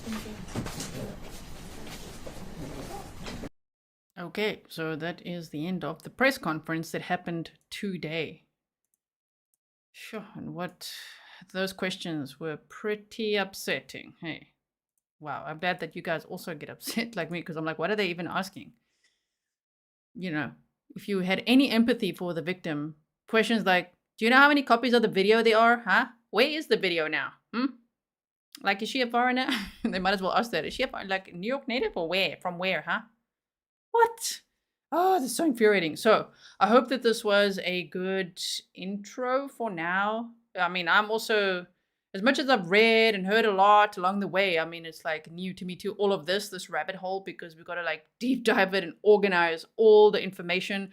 There's tons of documents, tons of lawsuits, lots of people involved, years and years of people trying to speak out, right? Like Cat Williams, as people were saying as well in the chat, and Wendy Williams and Jaguar Wright. And so there's a lot to work with here. Okay, my goodness. So if you want me to keep on deep diving this case, let me know in the comments below as well. And I'm looking forward to reading your comments in general about what we learned today from the 14-page indictment, from the press conference and that Q&A, and also from this new press conference. Please be kind to victims and their families. That is what I ask here at Grizzly True Crime, right? I think it's already hard enough for Thalia to come forward. And so there really doesn't need to be this whole I don't believe her thing, because I'm sure she's dealt with that for 23 years. You know what I mean? So if I may ask, if we can please be kind. If you don't want to and you feel like, no, I don't believe or whatever, okay, maybe this is not the place for you. Maybe. I just think, wow, can you imagine how many victims are still terrified today to say anything? Maybe not sure. What if Sean Combs, with all his power and influence and money, what if he does get out? What if he escapes? What if someone helps him? What if he's got connections? Like, maybe they don't want to speak out yet. I hope that they will feel confident in speaking out, because it helps build the case for the state, for the prosecution. Well, it's a federal case, but for them to absolutely have the strongest case possible against him so that he cannot hurt others anymore. Because it sounds like it's been horrendous for a very long time.